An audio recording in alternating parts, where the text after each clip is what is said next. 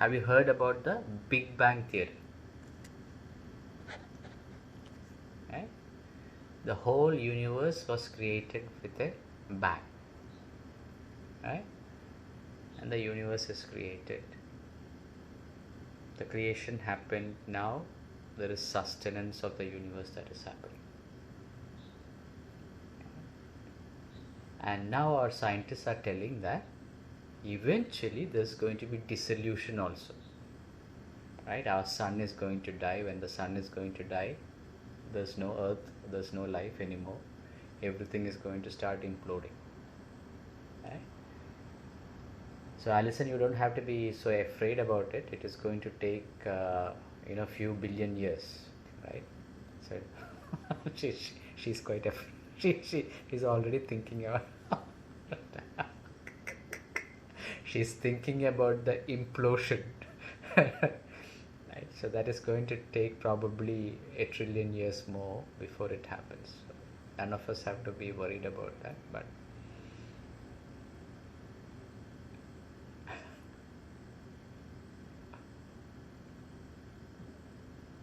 yeah, so after a few billion years, not few billion years, probably in 1 trillion years, there's going to be dissolution of the universe. That is an implosion, right? So it all started with, the Big Bang Theory, right? The universe was created and now the preservation is happening. Then eventually what is going to happen is the dissolution itself of the universe. So this is, our scientists have been talking about this for a long time. Right? Now they're trying to prove how this whole universe was created, how this Big Bang happened. All of this they're trying to prove. Right? So let us look back thousands of years back into Bhagavad Gita, which is a scripture which was written thousands of years back. So in Bhagavad Gita, in the 11th chapter, there is something called the Vishwaroopa Dharshanam. Vishwaroopa Dharshana is, if you remember the story of Bhagavad Gita, Arjuna is the warrior, right? And Arjuna is going into battle. When he is going into the battlefield, he is asking his charioteer and his best friend Krishna to take him in the middle of the battlefield so that he can see who is going to fight against him. Arjuna is so proud. He wants to see who dares to fight against him. So Arjuna is taken to the center of the battlefield. So on both sides you have armies, Pandava army and Kaurava army. And both of them are cousins, so that's the best part. Right? Both armies are relatives. And the battle is about to start. But the chariot goes and stops in front of Arjuna's grandfather and best teacher and all that, who are in his opposing army. Right. Now Arjuna knows the reality that he has to fight and kill his grandfather along with his favorite teacher, Guru, his friends, his relatives. He has to kill them. Then Arjuna lays down his bow and says that I don't want anything. I don't want money. I don't want a kingdom. I just want to run away into Himalayas to meditate. Right? So this is the time Bhagavad Gita is delivered, in the center of the battlefield. And I explained to you in the past, Bhagavad Gita can be a historical story or it can be a mythology. Right? Both these are debatable. There are people who are saying that it is historical. It happened actually. Some people say that it is just a myth. Okay. But in the context of yoga, this story has got huge relevance. Right? So Bhagavad Gita is a scripture which is delivered for each one of us. Right?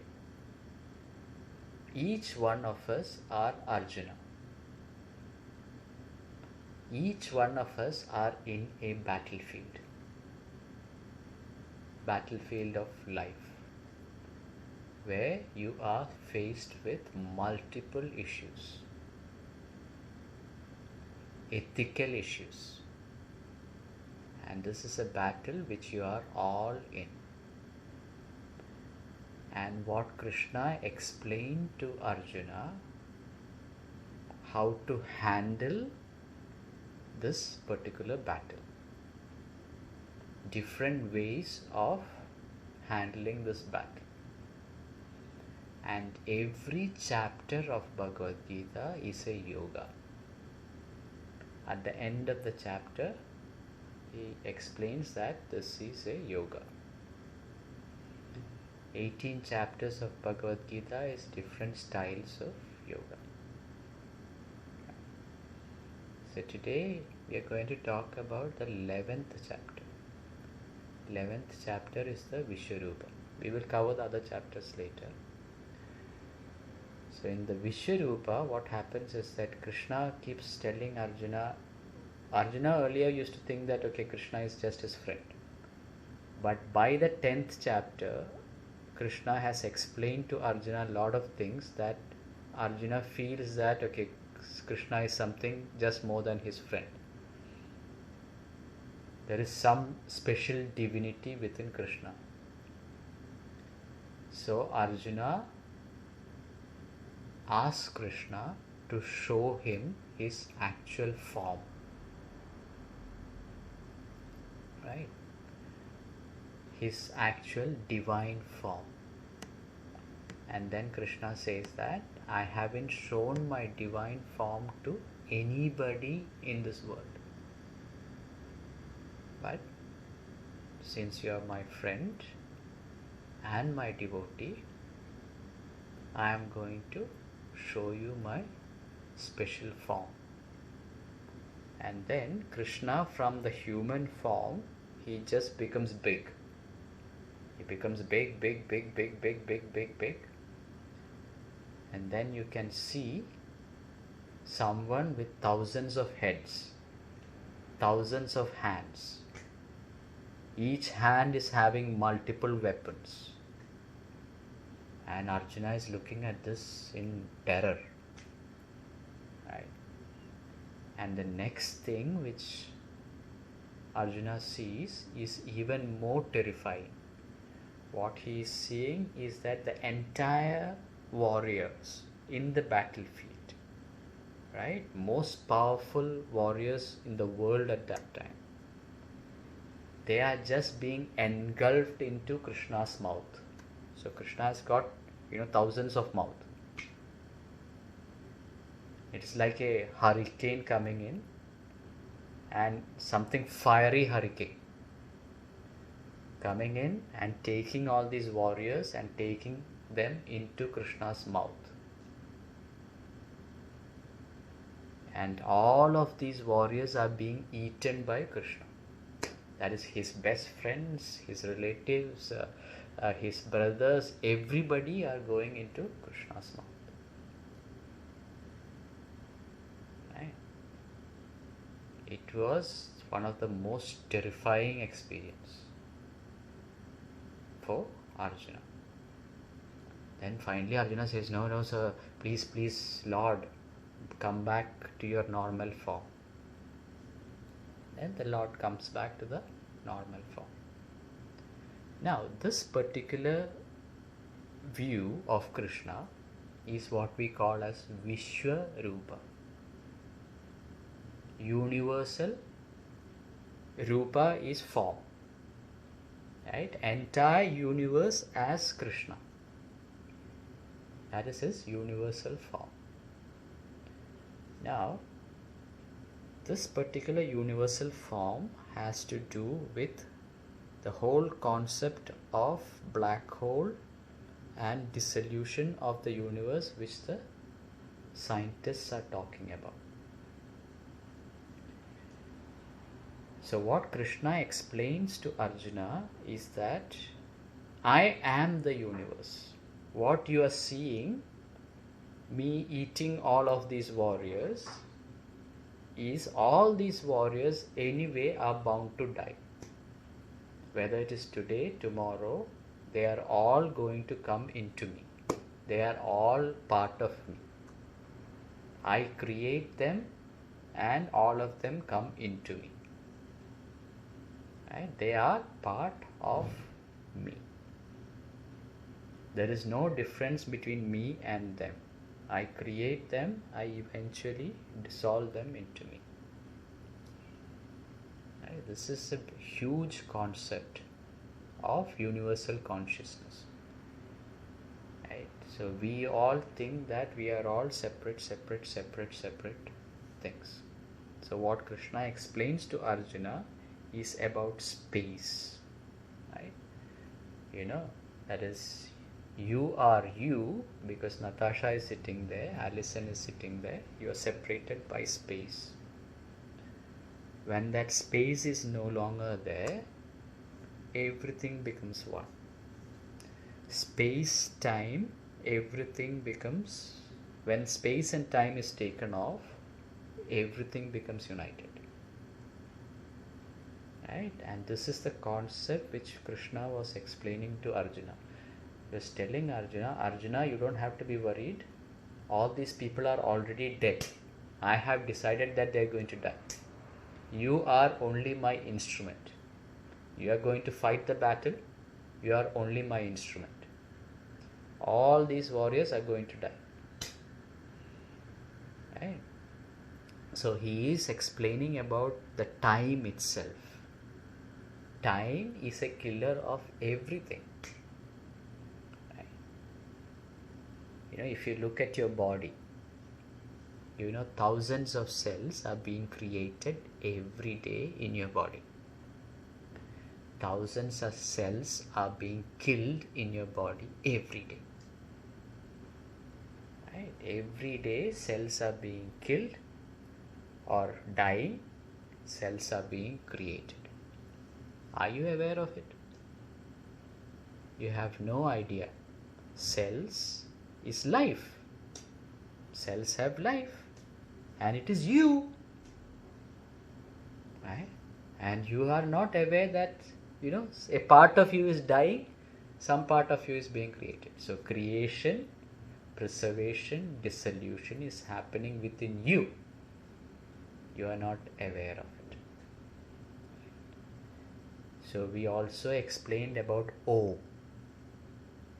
Om also is, we explained about Om represents, you have got waking state, dream state, deep sleep state, and then Turiya state. 4 or 3 states plus the 4th state, which is the Turiya state of consciousness. Om also represents creation, preservation, and dissolution. And it is a cycle. Right? When you chant Om, it represents creation, preservation, dissolution, and then again the cycle starts. Om. Right? This is a cycle. And this is the cycle which is happening in your body and your whole body.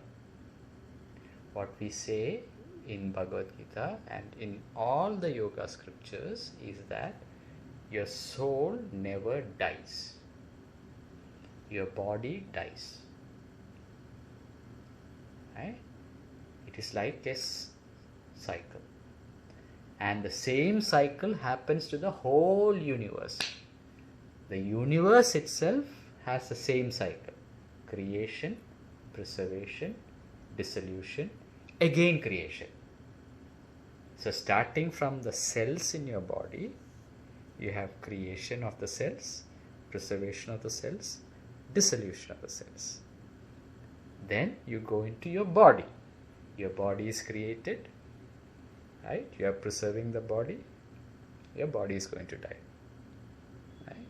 But there is a consciousness which is watching all of this that is happening, which you are not aware. You are actually part of that consciousness, right? And that consciousness is also represented by O. So it is a very powerful concept. So when we talk about Kali also, Kali is a Devi, right? We talk about Kali also, we have got similar symbology. Kali also means time, right? So if you will look at the Kal means time. Kali is about time, right? So when you see Kali is like, a ferocious dark Devi with 4 hands. In one hand you have got a sword. One left hand has got the sword. Another left hand has got a head, severed head.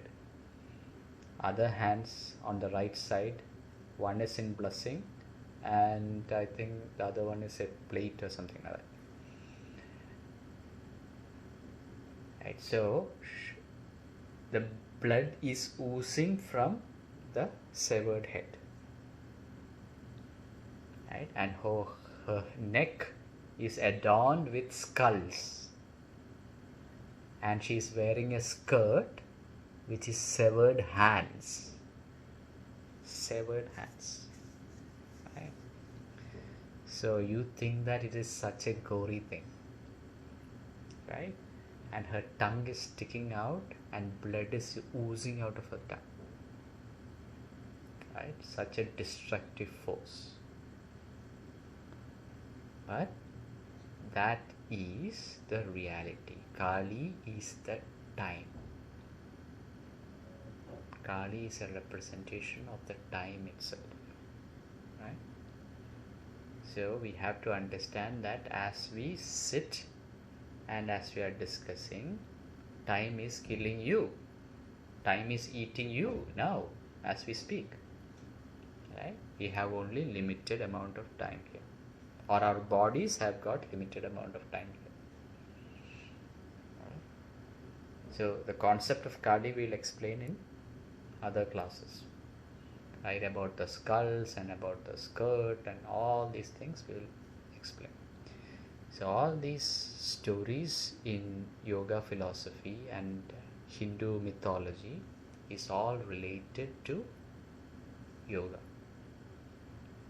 right? And it is all relevant today as we speak, as it was relevant thousands of years back, right? So as we progress in the class, we will talk about different types of yoga. So in Bhagavad Gita, we have got different types of yoga. So Karma Yoga, Bhakti Yoga, Jnana Yoga, right? So depending on your personality, you will choose your own style of yoga. Not just standing on your head. Standing on your head is a physical yoga, right? Keeping your body physically fit. That is good. But spiritually, evolution, every person can choose a different style of yoga depending on your personality. Right, so we'll cover this in more detail later. Okay, so I'll take your leave for today. We'll catch up tomorrow, or tonight for you, right? Okay, tomorrow morning for me. Yeah, sure.